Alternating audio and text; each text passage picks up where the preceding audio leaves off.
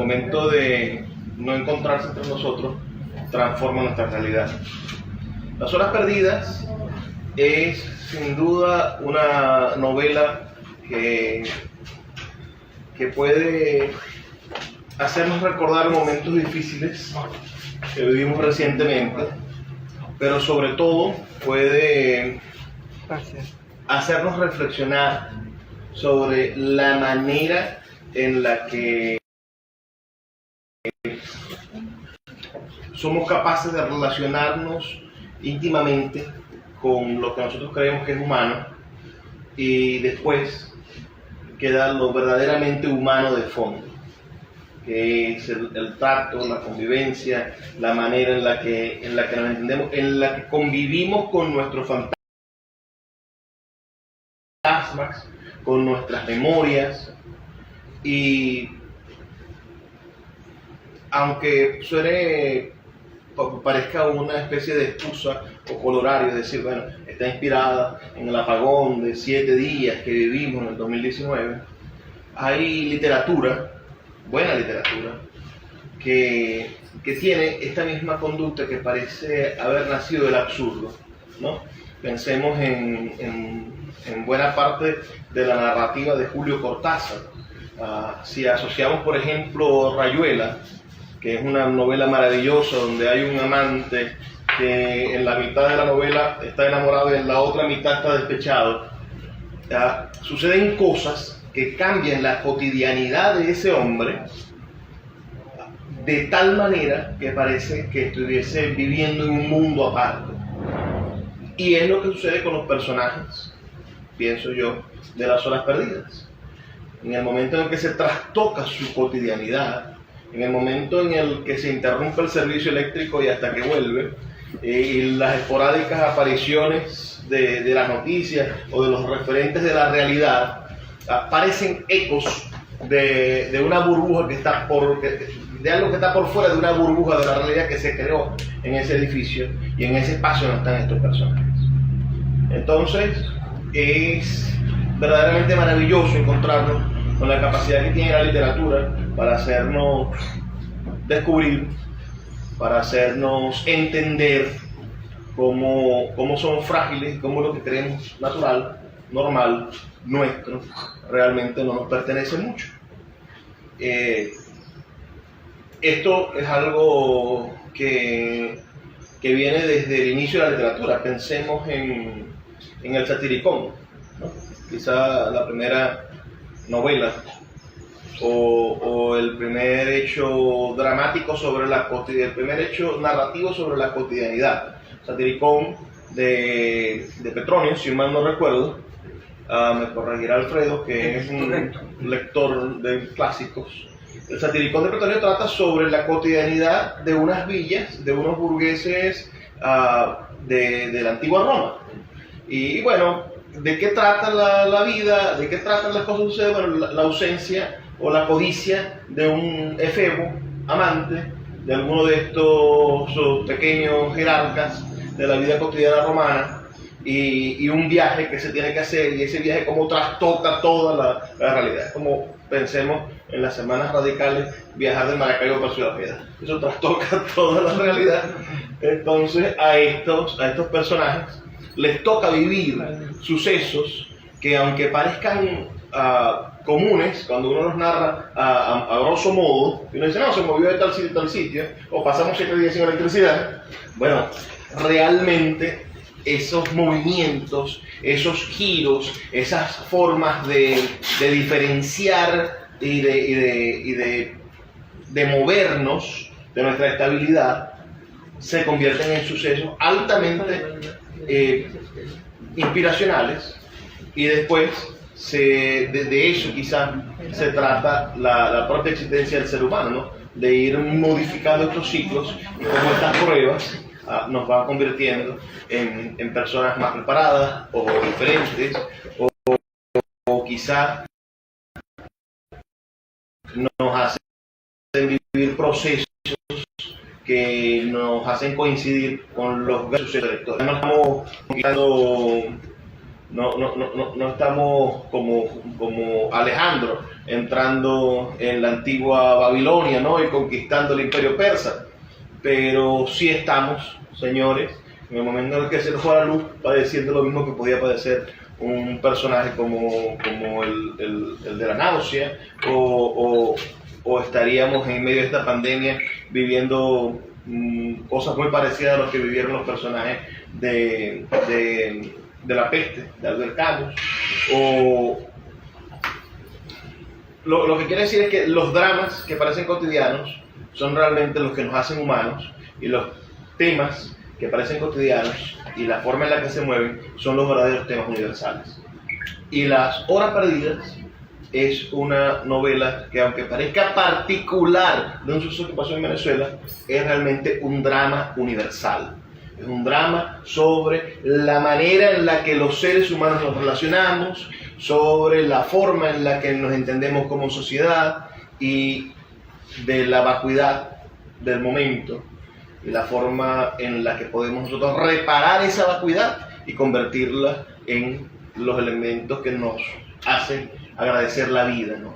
Y más allá del existencialismo vacío, de pensar si vale la pena o no vivir, bueno, esta novela nos da los elementos necesarios para darnos cuenta de que la vida tiene, aún en las precariedades, sucesos maravillosos y decisiones importantes, ¿no? Hay una pareja allí que tomó una decisión radical en el medio de esta circunstancia, y hay otros que se encuentran, y hasta la presencia de niños y la manera en la que nosotros no sabemos cómo estas cosas que nos parecen extraordinarias van a cambiar la perspectiva que tengan esos niños en un futuro. Es decir, hay todo un programa de lo humano, y ese es uno de los motivos que nos invitó a publicar esta novela, y en todos los sentidos creemos que puede contribuir no solamente a hacer una fotografía de la Venezuela contemporánea, sino a hacer una pieza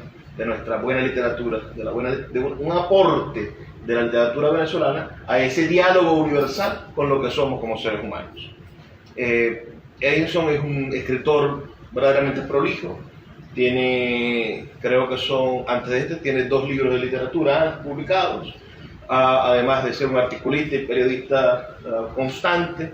Sé que tiene otros 2 libros inéditos, y creo que el encuentro en torno a Las Horas Perdidas es una excelente oportunidad para descubrir, para acercarnos, para conocer a un talento de nuestra literatura, a un artista que se ha dedicado a fortalecer un diálogo consigo mismo y con la sociedad, y que nos va a seguir regalando obras de este talante, con esta calidad, con esta profundidad, porque esta es una obra profunda, y eso siempre es algo que se debe celebrar y que se debe reconocer, porque son los sucesos de la propia cotidianidad, esa es la que estamos acostumbrados, que de repente saltan como pensemos en el gráfico de un electrocardiograma, ¿no? De repente salta el pulso de la vida, salta a favor de nuestro patrimonio colectivo,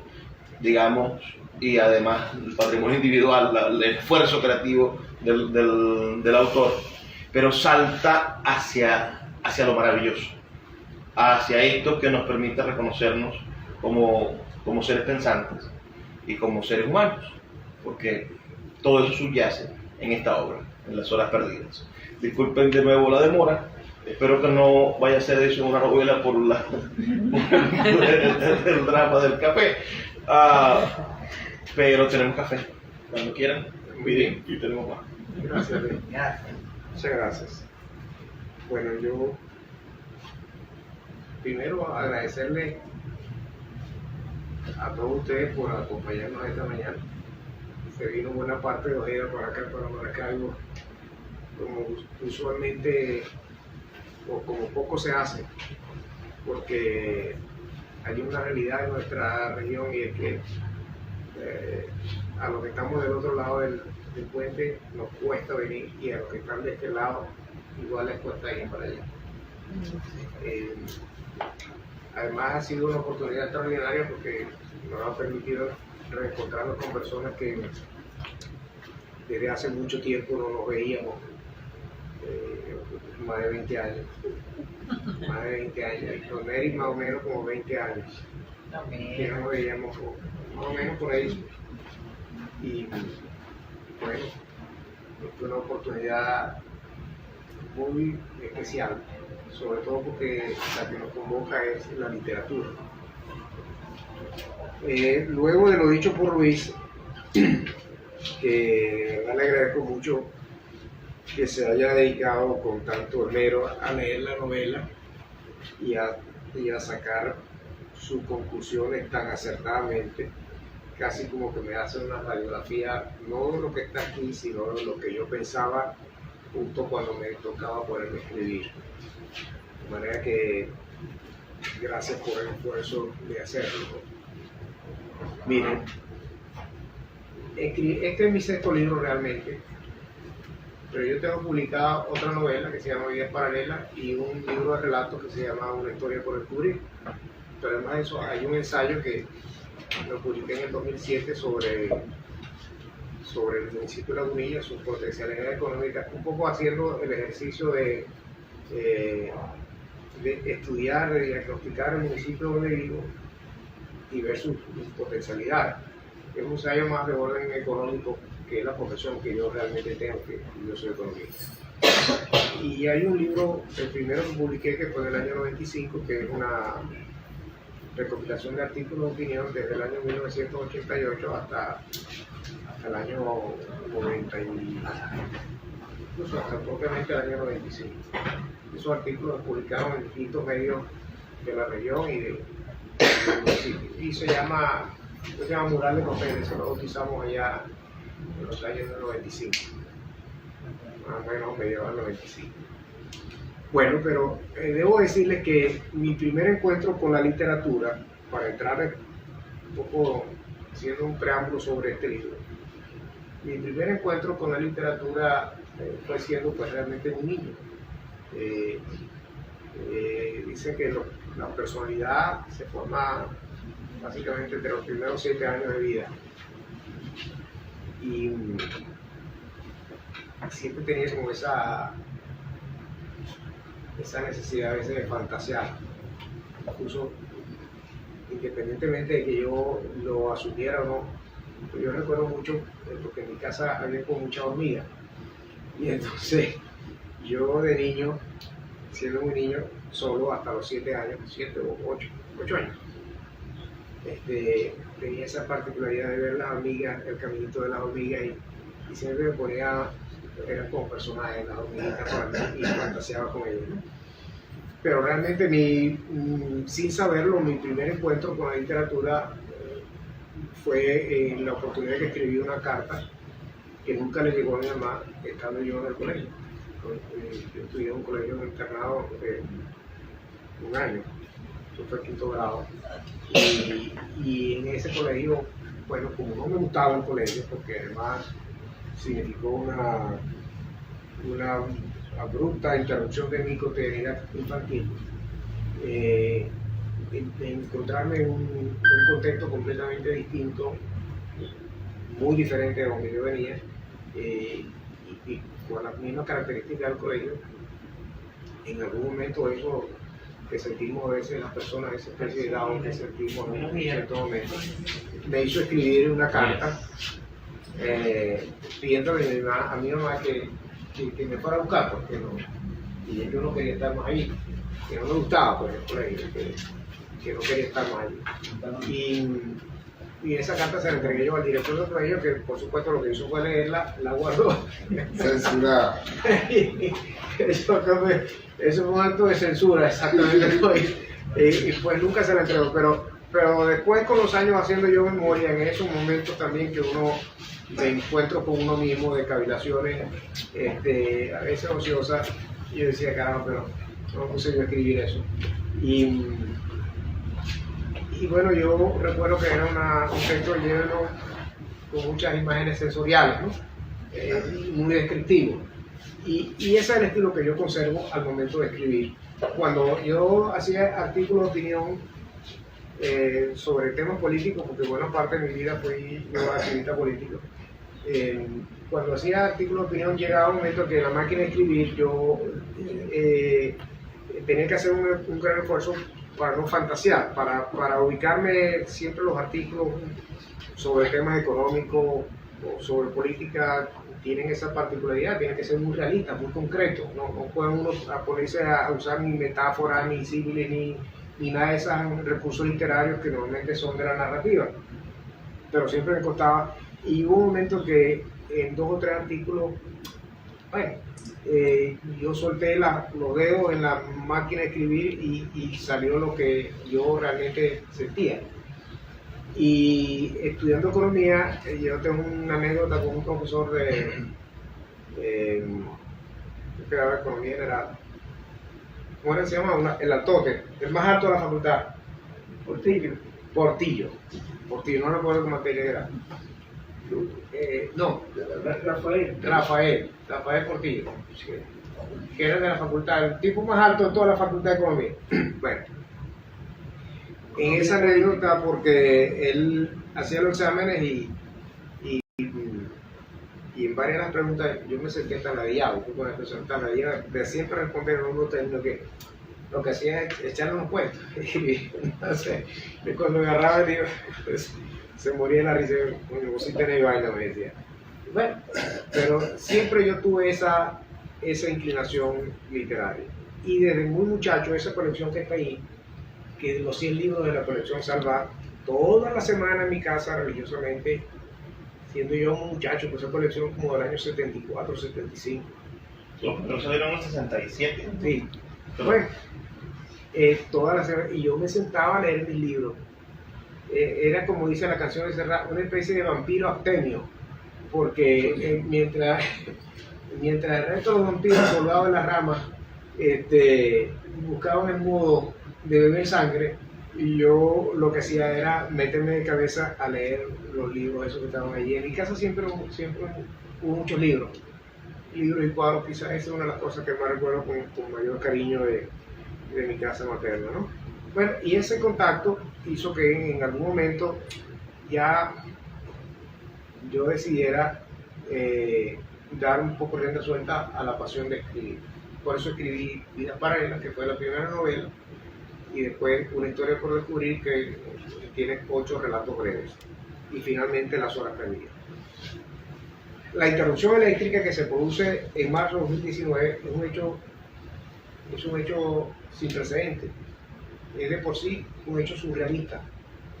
Que un país sin que esté en guerra, que no tenga ninguna conmoción social, que no tenga ninguna catástrofe de orden natural, de pronto un jueves a las 4:15, 4:18 de la tarde, se va la electricidad. En días anteriores, en tiempo previo, siempre se iba la electricidad y tardaba 1 hora, 2 horas, 2 minutos. Pensamos que era un episodio más, que a vuelta de 1 hora iba a llegar, o a vuelta de 2 horas iba a llegar, o en 3 horas iba a llegar, y no llegó ni en la tercera, ni en la cuarta, ni en la quinta, ni en toda la noche, ni al otro día. Eso de por sí comienza a revelar un mundo que antes no lo habíamos nosotros tenido, y es que las personas comienzan a enfrentarse a una situación con las herramientas emocionales que cada uno tiene, y comienza a descubrirse como persona ante una tragedia como esa, ante una adversidad como esa. Y entonces, siempre he dicho, esta novela no es autobiográfica, tampoco es una crónica, yo no relato día por día, ni siquiera están ensamblados cronológicamente los capítulos. Tampoco es una novela de denuncia social o política, eso no es mi intención. Simplemente ese hecho que sucedió por su magnitud, por su conmoción, en una residencia, en un edificio residencial, que yo le coloqué el nombre de Residencia Mercurio, porque por supuesto el contexto en el que se desarrolla es la ciudad donde yo vivo. Nunca la menciono, pero es esa ciudad. Y el calor está agobiante, normalmente como es en el Zulia, tan terrible, y había unas horas donde el sofoco calórico era tan terrible que las personas abrían puertas, ventanas, trataban de que el viento, la brisa, que por lo general es muy escasa, tratara de aliviar el calor de las personas. Pero además, el que se vaya la electricidad por tanto tiempo seguido, no solamente es un problema de que no se pueda encender un aire acondicionado, o una lámpara, o un ventilador, o el refrigerador. No, es que el país completo se paralizó y poco a poco se fue yendo por un abismo, por un barranco a medida que pasaban las horas, hasta que total y absolutamente se paralizó. Cuando estábamos en el segundo o el tercer día, los rumores, lo que uno escuchaba entre los comentarios de las personas era que en la morgue había no sé cuántas personas que no habían podido sacarlas de allí, que habían fallecido porque tenían tantos días y que estaban descompuestos los cuerpos. Entonces imagínense todo ese tipo de cosas dando vueltas en las personas. Bueno, ese microcosmos que significa lo que se desarrolló en Residencia en Mercurio, donde más o menos hay unos 25 personas, la novela tiene 12 capítulos, hay unos 20 y tantos personajes, pero básicamente 4 o 6 son los que llevan el peso de toda la línea argumental de la novela. Es una novela, como decía Luis, es una novela con un importante sentido humanista. Básicamente eso, no es el problema de la electricidad, es el comportamiento y el desafío al cual se enfrentan las personas en el momento en que se va la electricidad y transcurre el apagón. Esas personas postergan su disputa hasta la eternidad y entonces se escuchan sus voces, el ruidaje que generan cuando tienen el conflicto.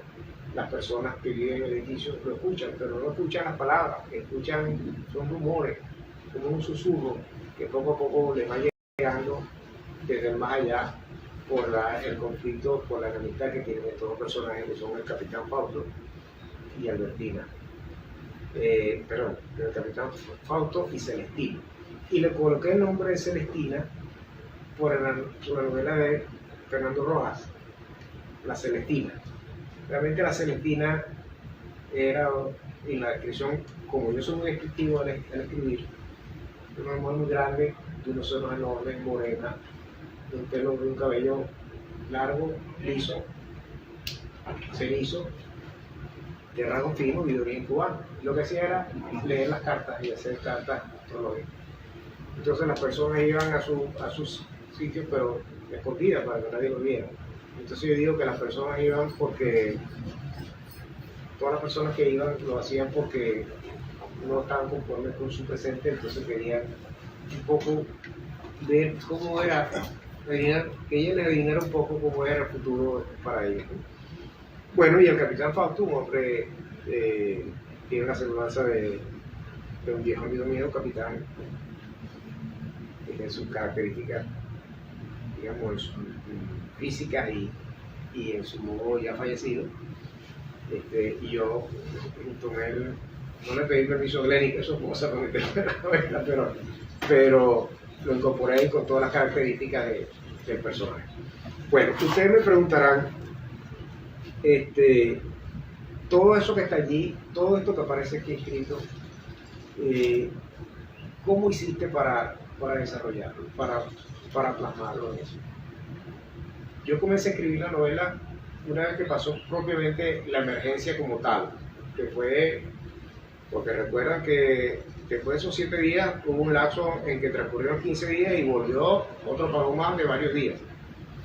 Y después de allí, más o menos como a mitad de año, fue que se medio normalizó. Es decir, había muchos apagones súbitos, intempestivos, pero había electricidad. Cuando yo comencé a escribirla, en el momento que sucedió el apagón, yo no me puse a escribir eso, estaba como cualquier otra persona atendiendo los problemas que se generaron esos días, si no fue posteriormente. Entonces iba haciendo como un esquema. Y después que pasó la emergencia, me senté a escribir. Y me puse a escribirla, y no saben ustedes lo difícil que es escribir. Y de repente uno está en el computador y ¡pum! No lo sé. Y Entonces, no respaldar. a veces respaldaba y otras veces no. Pero es que hay una cosa que es importante, mira, cuando uno escribe, Eso es la inspiración también. claro, cuando uno escribe, eso tiene una carga emocional que le es particular, que es de ese momento. Mire, que no se repite.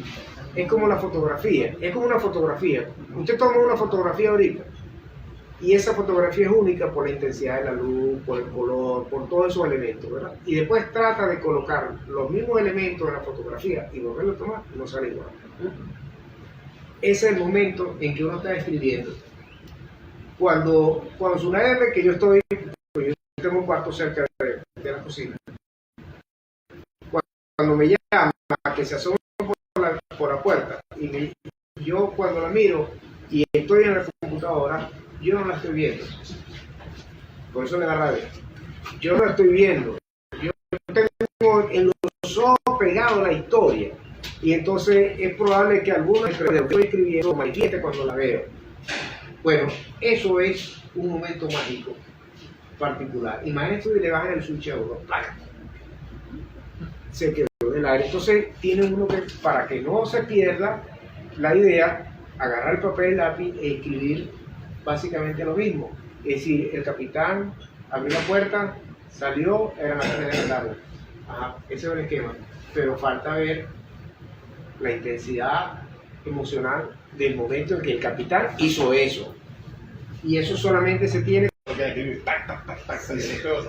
Sí, entonces, eso me pasó mucho durante esos meses hasta culminar el 2019 y por eso la terminé más o menos el primer tercio de 2020, que fue cuando Sultana abre ese lapso para Sultana del Lago Editores, abre el lapso para recibir los manuscritos y yo lo envié. Y se publicó este año. Era para publicar en diciembre, pero bueno, por las razones de la pandemia y de la cosa, se publicó casualmente hoy hace 7 meses. Digitalmente se hizo hoy el 18 de febrero. Estaba yo más o menos saliendo de lo del COVID, ¿no? Y se hizo el lanzamiento digital. La obra se lee rápidamente, la pueden leer como quieran. Es decir, de los 12 capítulos, inclusive pudiera tomar uno que otro capítulo y escogerlo y leerlo, porque básicamente su contenido, como no está hecha cronológicamente, la pueden ir tomando salteadamente. Yo escribo así, no me gusta, es mi estilo, no teoría vida lineal. Por ejemplo, Vida Paralela está escrita al revés, empecé por el final. Y entonces voy atando todos los cabos hasta llegar al principio, que es la última página. Bueno, aquí está salteado. Bueno, voy a permitirme leer, como tenemos tiempo, algunos de los fragmentos que... Y hay luz. Y hay luz. Dice, yo no soy muy bueno leyendo, no tengo esa manera tan especial que tienen algunos de leer los textos y lo narran de una manera tan bonita. Yo tengo una amiga que se llama Naila Rodríguez. Yo en mi vida he escrito, no sé si 5 poemas. Yo no tengo esa, como la tiene Luis, que es poeta, y muchos amigos. Yo he hecho 5. Pero un día de esto le dije, Naila es la que me ayuda con la cosa de la promoción de la novela. Le dije, Naila, ¿por qué no te grabas este poema a ver cómo te sale? Yo lo escribí hace un año y pico atrás. Se llama Si alguna vez brilla en la oscuridad. Y ella lo grabó. Yo lo escucho, cuando ella lo narró, lo escucho y le dije, oye, qué bonito me salió. O sea, qué bonito está escrito. Pero además lo narra con un sentimiento tan particular. Bueno, en las redes tiene más visitas que incluso el propio video que grabé de Las Horas Perdidas. Y eso simplemente fue una casualidad. Pero bueno, dice, con los estertores de un crepúsculo rojizo que fue nublando la ciudad, la ausencia de la electricidad comenzó.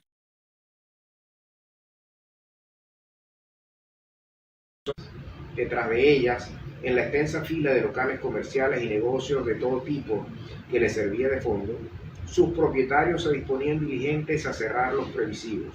Se apresuraban ante la penumbra que se les cernía urgente, arreglando a toda carrera, junto a unos pocos empleados que todavía les acompañaban, los pormenores que habrían de cubrir para asegurar en aquellos sus puertas y accesos debidamente. Nada más podían hacer. Así, habiendo transcurrido unas 4 horas desde que se iniciara la interrupción eléctrica, conforme avanzaba la oscuridad, a todos fue acechándoles amenazante la intranquilidad que se arreciaba en la incertidumbre. Se desplazaban por todas partes en un corretear atolondrado, angustiados por no saber con certeza cuándo habría de retornar la normalidad. Cerrándose la noche, con una rapidez que mejor habrían querido para otras circunstancias, intentan evitar en la espesa opacidad sucumbir ante los temores propios de la inseguridad que una emergencia como esta entrañaba inevitablemente. Muchos fueron reflejando en el ajetreo inconsciente que les animaba la exasperación por encontrar el modo de regresar rápidamente a sus hogares. Se apreciaban caminando apurados, sintiéndose inermes en una ciudad que no ofrecía suficientes garantías para su integridad. Algunos de ellos conseguirían en las primeras de cambio ponerse a salvo en el sosiego de sus casas. Otros, amparados por la suerte que el azar pudiera procurarles, tal vez más tarde lo logren. Después de mucho ajetrearse, por supuesto, sería entonces un momento afortunado con el que han podido liberarse de los peligros asociados a un caos semejante. Cuando las tétricas sombras de la ciega nocturnidad terminaron instalándose con un velo atribulado, ya es un hecho comprobado que la falla eléctrica afecta a todas las regiones de la nación, al país completo de un extremo al otro, como nunca antes por tan largo tiempo. Venezuela entonces ha quedado en tinieblas indefinidamente. Eso fue los primeros momentos cuando la gente esperaba que llegara a la hora, o a las 2 horas, o a las 3 horas, y pasaron 4, 5, 6, y se llegó la noche, y las personas intentaban, sin transporte, con el hecho sorpresivo de aquel momento, bueno, ponerse a salvo. Luego, a las 3 de la mañana y por debajo de tales horas, aves nocturnas surcan el cielo buscando sus presas. La ciudad inanimada como nunca se le entrega a todas sus anchas tal como un campo lleno de operaciones. Nada se oye y nada se mueve que les altere su pesquisa rapaz. La bóveda celestial con su vastedad incontable de farolitos la revela planeando raudas entre las sombras buscando el momento preciso.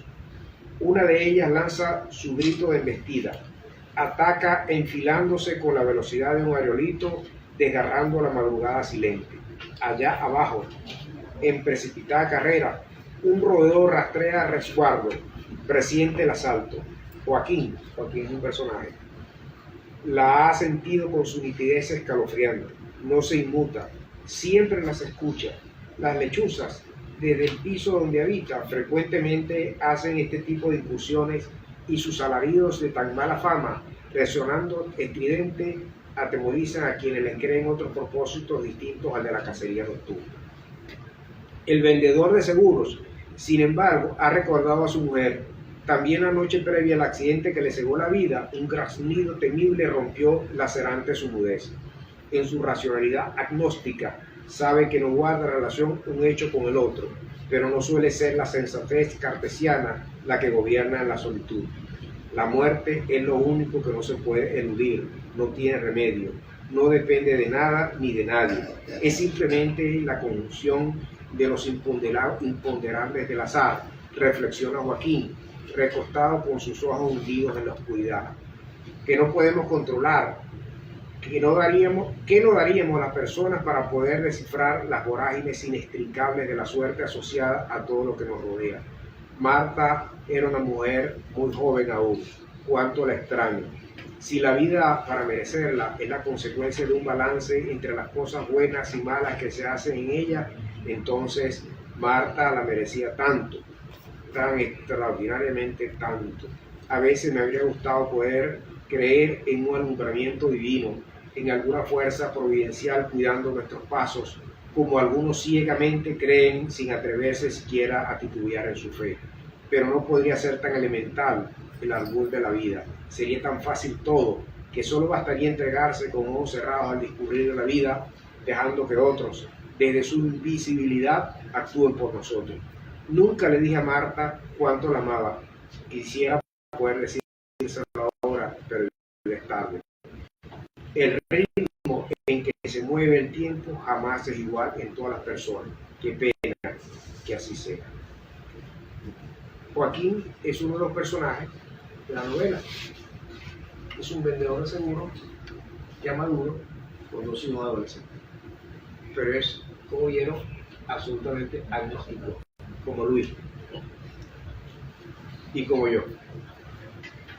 Tiene una amiga que decía que había una diferencia. Bueno, la que tiene sola hecha, la que le hacemos el homenaje con la peña, decía que los agnósticos estaban preocupados por la existencia de Dios y los ateos estaban seguros que no existía, así que no se preocupaban. Había una diferencia entre ateo y agnóstico. Entonces, ¿somos que agnósticos o ateos? Yo me siento ateo, yo no hay nada. Bueno, me voy a permitir leerle otra parte acá, otro fragmento. Desde la distancia, Residencia en Mercurio. Le puse Residencia en Mercurio, ya les dije, por la cercanía del planeta Mercurio al Sol, porque es muy caliente, su área es muy caliente. Es un 42 grados a veces de temperatura, es terrible. Imagínense ustedes sin electricidad. Abril es el mes más caliente del año en Venezuela, es el más caliente. Y a veces las lluvias que deben llegar en mayo, a veces asoman en abril. Y entonces entra un calor húmedo, pegajoso, terrible, es terrible. Bueno, imagínense sin electricidad. Desde la distancia, Residencia Mercurio lucía como una sombra gigantesca clavada en la opacidad. Por sus ventanas, el oscilante resplandor de las llamas proyectaba en las paredes las figuras extravagantes de algunos de sus ocupantes. Eran sus brazos, a veces sus manos de adultos o niños, o de ambos a la vez, en otras ocasiones. En ciertos casos, hasta los torsos, cabezas o cuerpos enteros lograban columbrarse, dibujándose en siluetas como si el mundo estuviese poblado no de seres multicolores, sino de figuras opacas. Siendo un niño, comenta Joaquín a sus 2 hijos, mis padres nos llevaron de vacaciones a un pueblo donde no había electricidad. Los que me conocen, que son familia amigos, no se pongan a pensar en ese pueblo. A ver cuál pueblo me llevaron a mí de niño para ver si es ese pueblo. No se pongan a pensar en eso. Siendo muy niño, comenta Joaquín a sus 2 hijos, mis padres nos llevaron de vacaciones a un pueblo donde no había electricidad. Era tan oscuro que no podíamos distinguirnos a poca distancia. Casi siempre había mucho viento. Es una de las cosas que recuerdo con mayor nitidez. Cuando a veces se calmaba, el silencio nos apretaba los oídos como si 2 manos se nos posaran sobre ellos para que no pudiéramos escuchar ningún sonido. ¿Dónde fue eso?, le pregunta Ernesto, interrumpiendo el hilo del relato. Ernesto es uno de los hijos. Los 3 se han agrupado en medio de la sala después de errar individualmente de un sitio a otro sin nada en que ocuparse. El ocio, cumpliendo su natural oficio, los ha convocado involuntariamente alrededor de esta tertulia evocadora. En el estado Falcón, en la sierra, contesta Joaquín, retomando el tema con el que alivian la espera. Recuerdo que durante las noches la brisa soplaba tan duro que los árboles crujían como si fueran a partirse. Sus largos ramales y las hojas que de ellos pendían se estremecían con un clamor extraño sobrecogiendo el ambiente. Eran tan grandes los árboles que cubrían buena parte del techo del lugar que ocupamos. En aquellos momentos en que el ventarrón los arqueaba, las láminas de zinc recibían los impactos y parecían que iban a desprenderse. Daba la impresión de que alguien estuviera caminando sobre ellas tratando de arrancarlas en la oscuridad opresiva. ¿Y por qué alguien iba a un lugar tan feo? ¿Cuánto hace de eso?, vuelve a interrogar el menor de los hijos. Aunque esta vez el otro de los adolescentes, fastidiado por su inocente perspicacia, le increpa con unas reacciones peculiares de dicha edad. ¿Cómo jodes? Deja que termine, ¿por qué preguntas tanto? Quien no pregunta no aprende, le retruca casi sobre sus palabras. Bueno, son tres personajes que hay allí: Ernesto, Joaquín, que es el padre, y el otro de los hijos adolescentes que forman parte de ese microcosmos de la novela. Bueno, como pueden ver, siempre le digo a los amigos, a los familiares que leen mis textos, no se pongan a descubrir allí el sitio, ni la persona, se parece a fulano, se parece a sutana, no se pongan en eso, porque eso no es así. Puede que tengan algunos elementos particulares de la manera de ser, quizás de su físico, pero no representa en nada eso. Cuando lo lean, olvídense de que soy yo quien les ha entregado el libro, quien está firmando el libro, olvídense de mí. Lean a otro, a Luis Peroso. Susana Valdés se ha quedado en casa. Susana Valdés, que es otro personaje. En el libro hay dos personajes, hay 4 o 6 sobre los cuales descansa toda la línea narrativa. Hay dos personajes que son dos abogados, un hombre y una mujer, más o menos entradito de edad. El abogado es un cochelero de primera. La abogada es una mujer morena, alta, de ojos verdes, de origen cubano. A pesar de que, a pesar de tener la misma profesión, frecuentar los mismos sitios por razones laborales y vivir en el mismo edificio, pues no se conocían. Es la tragedia eléctrica la que hace que se conozcan, y allí hay el desarrollo de una trama de carácter emocional, afectivo. ¿Okay? Sobre ello descansa eso. Susana, le puse el nombre Susana Valdés porque me pareció como que de repente, imagínense una Susana Valdés. Bueno, yo me la imaginé así, una mujer morena, alta, de ojos verdes, dominante, bueno, que tiene esas características. No es ninguno de ustedes. Susana Valdés se ha quedado en casa, esperanzada como tantos otros en que el retorno eléctrico se produjera muriendo la tarde. El día entero se la ha ido ocupándose en labores domésticas que en circunstancias distintas no habría realizado, llenando sin mayores sobresaltos el desgranado caer de las horas. Así iba inventándose quehaceres para ahuyentar por ratos la exasperación inevitable de las ocasiones en que le asaltaba sorpresiva. Transcurriendo el tiempo, fue desocupando gavetas, desmontando armarios, arreglando viejos desórdenes y apilando montones de papeles que ya tiene poco caso seguir conservándolos. En varios de los estantes se conseguía con revistas y libros que, olvidados, se habían vuelto amarillentos, representando ahora un estorbo entre sus cosas. No se da uno cuenta de lo que acumula con los años. Llega a decirse cuando se queda mirando el bulto que ha ido dejando sobre el piso. Apoyándose con una de sus manos en una de las paredes de la habitación y con la otra quitándose el sudor corriéndole por la frente, se ha tomado una pausa momentánea para luego continuar con la siguiente de la sección. Allí todavía conserva una cantidad de trastos y enseres por despachar. Hay un calor tan tremendo que ni siquiera las puertas abiertas logran menguarlo. Las ventanas, todas con las cortinas recogidas con un lazo que las amarra por el medio, despejadas para que el aire ingrese ligero, no registran ni la más insignificante de las brisas que a veces baten en las alturas de la edificación. Hoy, por aquellos caprichosos rumbos que coge el clima, el viento sopla arrebatado hacia otros lugares imprecisos.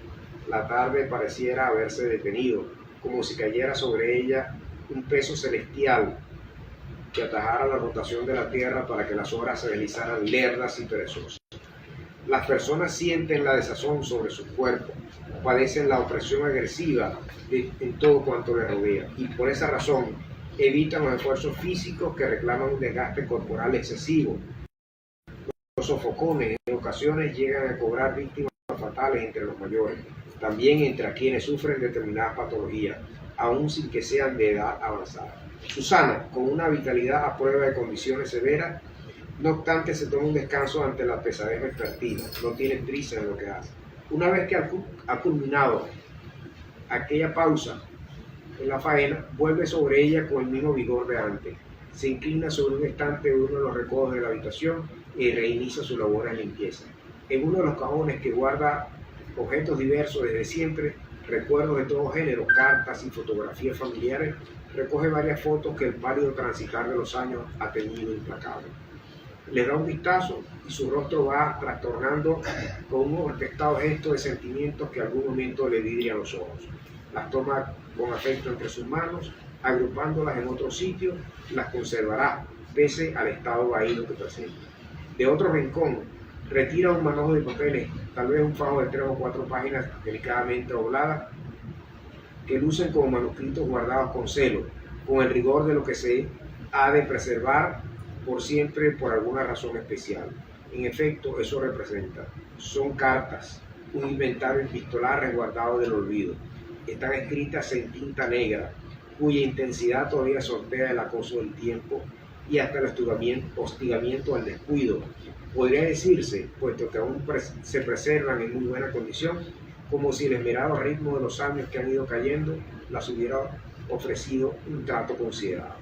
Una a una la fue desplegando con ceremoniosa calma y como si las leyera por primera vez, iba acomodándose sobre el piso con ella frente a sus ojos.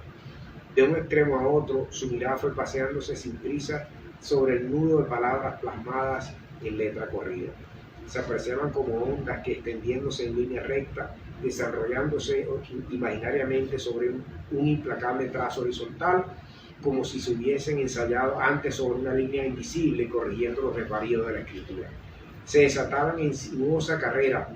Las márgenes en cada página se observaban escrupulosamente respetadas y las oraciones que llegaban al borde de ellos, sin poder culminarse, estaban separadas con sus respectivos guiones, precisos y firmes, sin dejar dudas sobre el meticuloso desglose. El final del escrito se reubicaba en rectilínea caligrafía, la misma que caracterizaba todo el relato. Debajo de ella, la fecha y lugar de expedición con similar acento.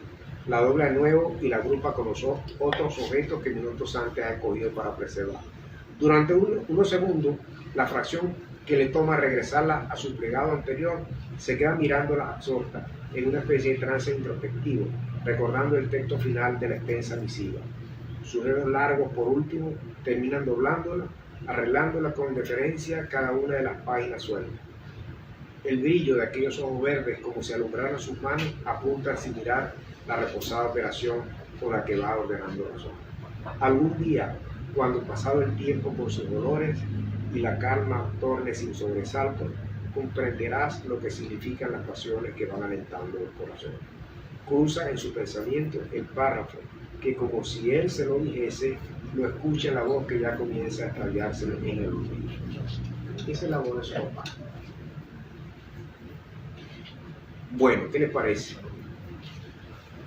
Finalmente, ya con esta nos despedimos. Hay 2 mascotas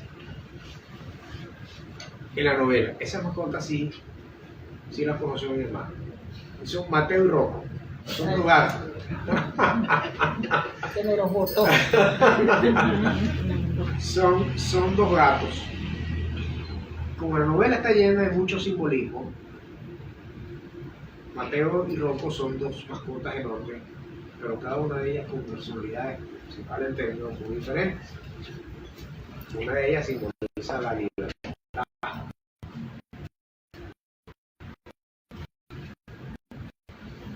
Su rebeldía por conseguir la libertad. Y el otro es lo contrario, es conformista, el que le gusta después dormir. Y hay una pareja de jubilados, que son los otros 2 personajes de esos 4 que les mencioné. Hay una pareja de jubilados, Albertina y Evaristo, que no tuvieron hijos y tienen esas 2 mascotas, esos 2 gatos con mascotas, y una de ellas se le escapa justamente cuando se produce el apagón, porque dejan las puertas abiertas y el gato se va. El gato se llama Mateo. Mateo pareciera dispuesto a no regresar con sus dueños, una vez que, espantado por el arrebato inesperado de Marcelo sobre su auto, Marcelo es el personaje que es abogado, que le mencioné, estaba en el estacionamiento del edificio. La mascota salió corriendo, trepando encima del paredón contiguo al estacionamiento. Albertina, la dueña de la mascota, como si hubiera estado esperándolo en vigilia permanente desde su ventana, enseguida se percata de la agitada huida del animal. Desde que ayer se escapara, sobre Evaristo, su pareja, no ha cesado el persistente reclamo por su descuido. Sus intentos por encontrarlo y regresarlo a casa han sido infructuosos. Ahora, cuando Albertina lo ve, esta se desgañita llamando a su marido. ¡Evaristo! ¡Evaristo!, grita insistente, apoyándose sobre la punta de sus pies para levantar su torso en un mismo acto de impaciencia. Con su atención puesta sobre el misifú, la va siguiendo sin perderle la pista. El hombre, distraído como siempre, me refiero a Evaristo, en los oficios repetitivos que va inventándose durante el día, escucha a su mujer agitada. No necesita adivinar la causa del alboroto en una mañana donde la gente tiene una sola preocupación. Ya lo sabe, la mascota de sus tormentos. Ya voy, le responde rápidamente, mientras suelta el cepillo con el que lustraba los mismos zapatos viejos que se resiste a dejar. Dime, ¿qué sucede? Regresó Mateo. Allá está, vuelve a gritarle, apremiando. Apúrate, Evaristo, muévete rápido a buscarlo. El jubilado se le acerca diligente, llega hasta ella con el apuro metido en el cuerpo. De inmediato se ubica detrás de su mujer, apuntando su mirada hacia el lugar que le indica. En efecto, allí observa al gato encaramado sobre el filo del cercado, buscando el modo de saltar hasta el terreno contiguo, aquel donde ayer lo viera Liliana refugiada. Liliana es otra mujer que es personaje de la novela. Ay, Albertina, no quiere regresar, se irá para siempre, sería inútil que lo hagamos, no se sienta a gusto aquí, lo dice en tono resignado.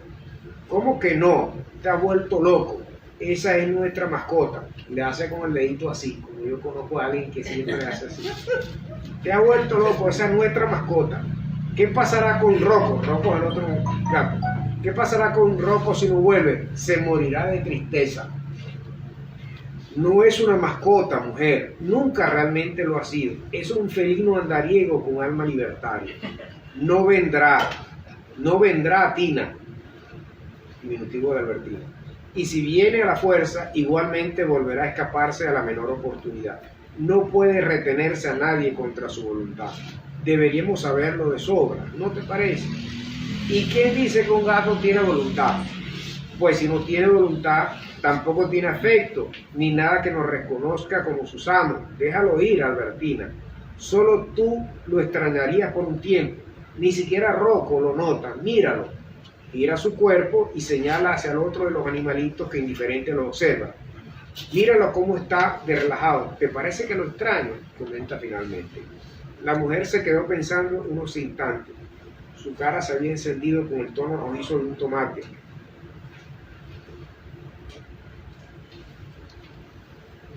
Impotente, se negaba a rendirse a semejante argumento. Por unos segundos no dijo nada. Quizás analizaba las últimas palabras de su esposo. Vuelta entonces a verlo. ¿Me extrañarías tú si yo me fuera? Le interroga viéndolo a los ojos, como pretendiendo sacar la respuesta primero de su mirada antes que de sus labios. ¿Y tú estarías conmigo contra tu voluntad? Le pregunta el marido, sonriendo casi en el mismo acto en que le responde. Conoce ese gesto tan particular de su esposa, con él busca metérsele en sus pensamientos para desentrañar sus intenciones. Esta vez, igual que en otras, se deleita reconociéndolo, mientras espontáneamente se le va dibujando la línea irregular de aquella dentadura amarillenta que la nicotina ha teñido en indiscreta alcohol. Es su respuesta a esa mirada escrutadora, perseguidora, con el brillo a su lado de un lucero, cuyo poder adivinatorio es mayor que su decisión de aceptar aquello que no le gusta. ¿Qué vas a extrañarme?, exclama Albertina de pronto, sacudiendo sus manos al aire y dando media vuelta. De nuevo enfoca su vista hacia el lugar donde el gato se encuentra. Evaristo, todavía con esa mueca llena de picardía, seguro de haber atrapado el vuelo mental de su mujer, decide continuar el juego de palabras que ha comenzado. Delicadamente la toma por la cintura y le dice al oído: nunca crees lo que ya sabes. Quizás sea tu culpa, nunca dice la verdad, le contesta con oscilante movimiento de sus caderas, como si aquella expresara por su cuenta el afecto que sus palabras se niegan tercamente a expresar.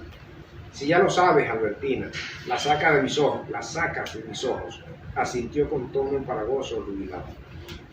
Durante un cortísimo lapso, apenas llegando a un suspiro, ambos escogieron el silencio para culminar aquella danza de palabras y sentimientos. Ella, melancólica, siguiendo a Misifus, y Evaristo junto a su espalda, rubricando la feliz transición de la mascota. Tal vez tenga razón, dejémosla ir, expresó afligida después de un rato, mas yo entonces ganó su libertad. Bueno, espero que disfruten la novela. Esto es un trabajo, requiere dedicación y hay que meterse en la computadora, pero además en el sentimiento de cada uno de los personajes que son como veintitantos. Es como dijo un amigo mío cuando leyó la novela: es un microcosmos lo que hay allí. Como decía Luis, es una burbuja. Residencia en Mercurio es un microcosmos donde veintitantos personajes desarrollan sus vidas en una cotidianidad excepcional que se les presenta, sobre la cual no pueden hacer nada porque no depende de ellos la solución. Cada quien se comporta de una manera diferente, tiene que ver con su vida, con lo que traían, con el arsenal que todos llevamos dentro y que en momentos extremos afloran. Eso es Las Horas Perdidas. El título lo dijo Evaristo, no lo dije yo. Lo dijo Evaristo cuando en una oportunidad, en uno de esos coloquios similares al que les acabo de señalar, me señala: esas son las horas perdidas. Las nuestras no importan tanto, sino las de los más jóvenes, los que están por conseguir un futuro. No pueden ser horas perdidas para ellos. Bueno, espero que les hayan agradado los comentarios, los párrafos, los que he tenido la ocasión de leer, y puedan agradecerles porque nos hayan acompañado esta mañana. Gracias. Un aplauso.